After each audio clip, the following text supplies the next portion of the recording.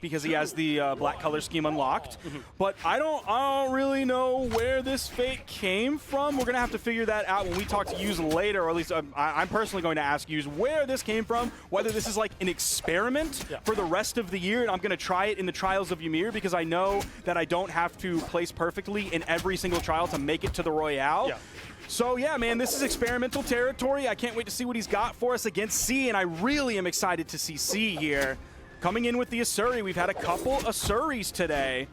C's hoping to make waves as one of the best. We'll see. I think it's funny that you mentioned the color choice. I feel like Yuz is kind of telling us, like, hey, it's okay, don't worry. I played Fate before. I'm going to use this color. I put a little bit of time into Fate.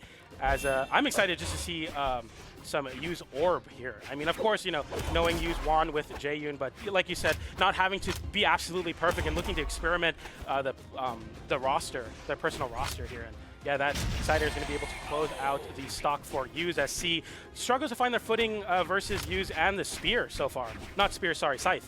All right, so I got some numbers here for you. Okay. Fate is his 11th highest leveled legend here. Gonna be the highest Scythe. Yes, that's correct, and also the highest Orb legend. Yes, that is correct. Okay, cool. So maybe we're saying this. You're getting inspired a little bit by the other Fates and the other he's level regions. 52. Okay. So he's a significant amount of time past that level 25 required to unlock the black color scheme. I don't have information on C. Maybe I can try and find that. Yeah, you so far starting out and making good use of both of the weapons, of course. Orb you see as when you get it early on, you're looking to kind of put up a wall with that down air and those side airs and side lights, and then at the higher damage numbers, you're like, well, you know the classic, just side light into side air and pay your bills, pays your taxes, does everything for you. And that's exactly what you're seeing from Yuz, like switching here at the higher percentages and being up a stock clean. So looking to find a way back into this game with the Asuri. The Katars are online. You can see how much respect C is giving Yuz, because Yuz like playing the zoning game. He's using those down airs that we kind of didn't see from the other Fate in Europe earlier today. But like the second Yuz starts to move forward a bit, C's like, okay, hold on, but maybe back up a little bit there, Chief. You know, you don't want to go. Of course, you don't want to go down or lose stocks in general, but yeah, especially not versus Yuz here, but C able to close it out with that recovery on the sword. The Katars haven't really been finding much output so far, so I'm looking to see that, because I think C mostly plays Katar Legends.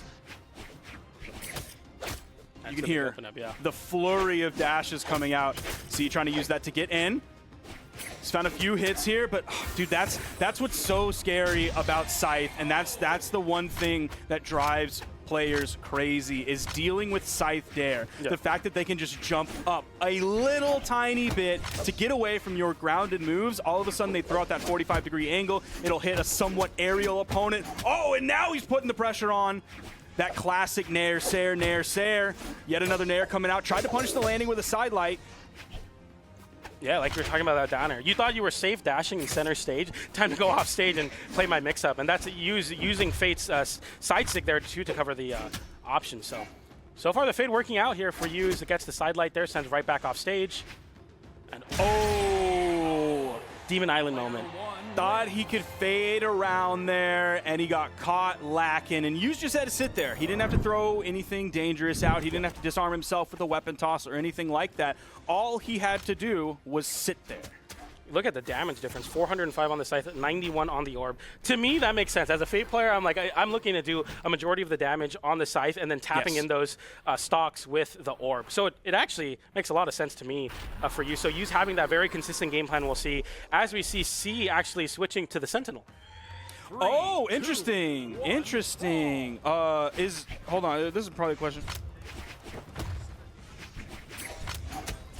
And as we move into it here now, in the corner is C, and looking to find and open up the Qatar working out so far. So this legend does have a rework on the side signature where you can charge it and get a different version of the signature, but that is only in experimental currently. So this is a legend that we do not see very often. There are very few Sentinel players still out there. Like, I still legitimately, the only one I think of is like Ariel, who is an old Swedish player, doesn't play the game anymore, or at least doesn't show up in tournaments anymore. So, okay.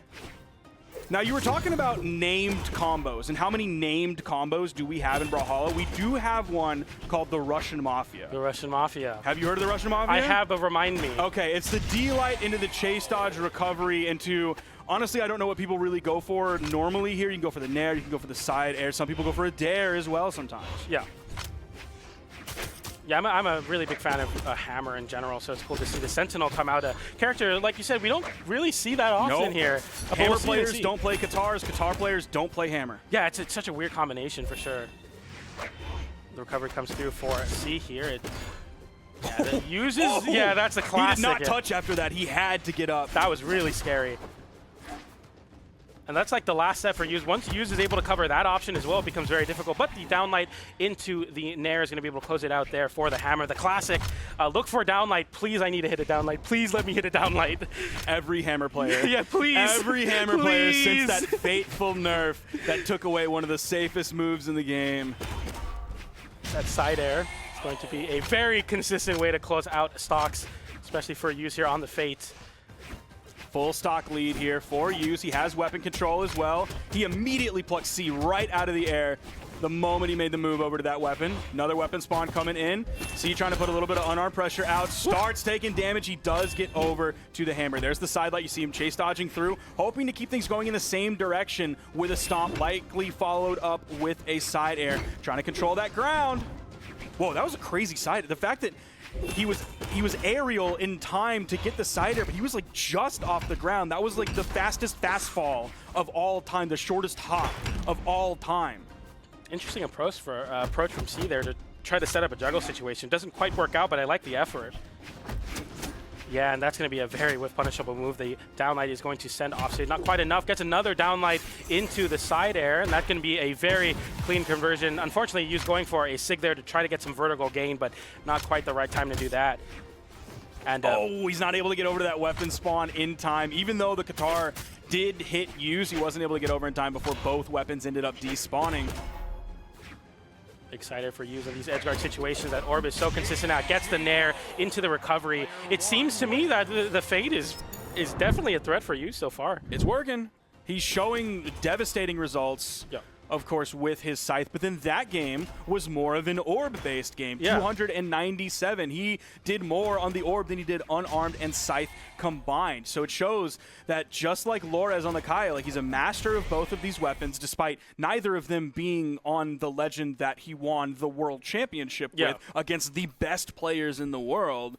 This is something new he's bringing out for us, which means he still has the Jae-Yun in his back pocket for matchups that he feels just aren't working. What? We're getting another... All right. C playing Mako. We've... Sorry. I was like, wait, that's actually pretty cool. Yeah, I was talking about C being a player that's really consistent on the Katar legend. So that's the one thing I can see is that. But sorry. It couldn't help myself. So I've been drawing a lot of comparisons between like EU and South America, Godly and Lopez, region to region, and the fact that we saw a Mako earlier in Europe, and now we're seeing a Mako yet again in South America is very strange. These two parallels, these two seemingly unrelated and independent events. Yeah, exactly. Yeah, so the difference between Jae-Yun and Mako that I notice immediately is Mako's a lot faster. And that's going to be something you have to worry about where it's like really bursty. A lot of the Mako players do, I don't know if it's downplay, I think Mako's kind of slept on. And when you're on Katar is like very committal SIGs, but I think the speed that Mako brings to the table for Greatsword is a welcomed mix-up, and it's definitely going to have to pay some dividends here, but not fully abandoning the Katars that C is known for, which is nice, but he's Use. I was going to mention Use is really good at playing both play styles. I think that's really important. Where when you're playing a lot of Scythe, you're playing very grounded. You're playing very second tempo. But Orb also being a lot, finding a lot of success in Orb and actually a lot of damage. He's going to be looking for those donks. But Use just patrolling the ground. Okay, there's the recovery. Not enough. Wow. Side stick. He didn't actually carry that very far. That time it does hit. Makes the connection. About a minute and 40 into the game, just under by the time he got that first stock away, but he didn't take too much damage on this stock. Goes for the extended combo, not able to find the dodge read. Use was quite looking for, but C now on the ground with the Greatsword. We talk about it a lot, Greatsword. Something we've been seeing all tournament long, no matter what region.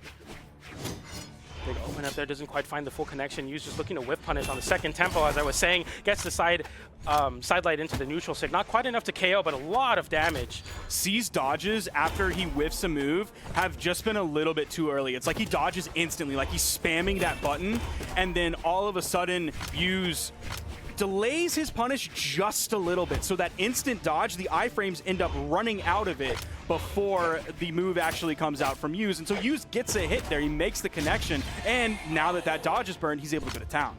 Yeah, exactly, and it's really important. Like, one of the greatest mix-ups in platform fighters is waiting half a second, or just waiting like the smallest amount possible, but any wait is better than the instant option. I feel like especially a player like Use, who's playing a, obviously known for the J and weapons that are very good at covering those instant panic options, it becomes really, really a bad tell, and can definitely punish you very hard. And Use gets a lot, very creative Fate so far. Okay, so a little bit of stats on C here as he's hoping to find the second stock and then the final one. Oh, no full connection. It ends up dropping. It was like the max range, the side air.